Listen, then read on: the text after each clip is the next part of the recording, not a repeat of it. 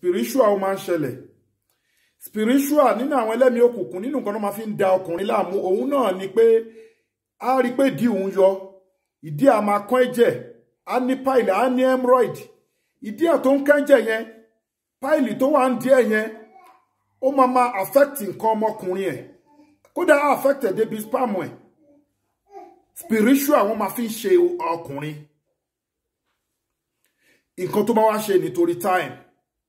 bá mi gẹ́ẹ̀tì bàrà ẹ̀gúsí pẹ̀lú ẹyin adìyẹ ìbílẹ̀ ẹyọ kan lú bàrà ẹ̀gúsí yẹn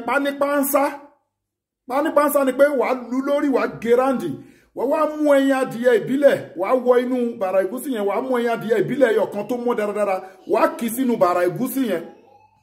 wàá wá mú odidi atare àjà kan atare àjà ni atare tó kéré yányán báyìí wàá fi lé lórí wàá wá kó àwọn nǹkan tẹ kó kúrò nú ẹ wàá kó sí lórí wàá dé padà wàá gbé sí kòkò lódidi bẹ́ẹ̀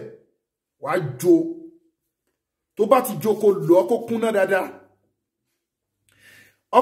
irú ọkùnrin náà a máa fi bu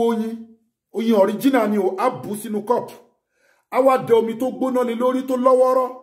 a wá mix ẹ̀ pọ̀ pẹ̀lú ṣíbí kan oògùn tó jó yẹn a mix ẹ̀ papọ̀ kó máa mú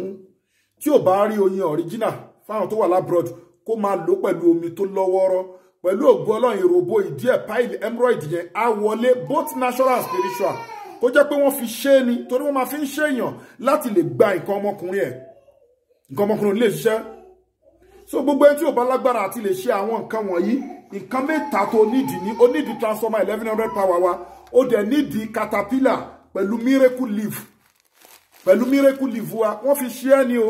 caterpillar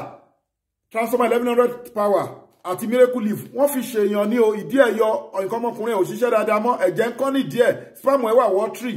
kò lè pàfọ́ọ̀mù aróbòsá ó ń dà láàmú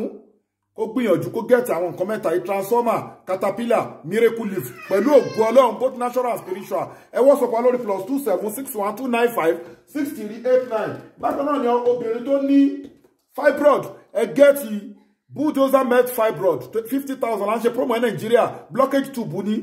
ó máa mẹ́tì fibroid yẹn dànù ni àwọn èèyàn lò wọ́n dúpẹ́ gbòógì wa láti India ní Arab country àti ní Africa wà lápapọ̀ síbẹ̀ ó wà effective bákan náà ni get all in one fún gbogbo àwọn tó ní kidney problem liver problem kidney failure àtàwọn tó ní cancer àti bẹ́ẹ̀ bẹ́ẹ̀ lọ spiritual sickness àti memory booster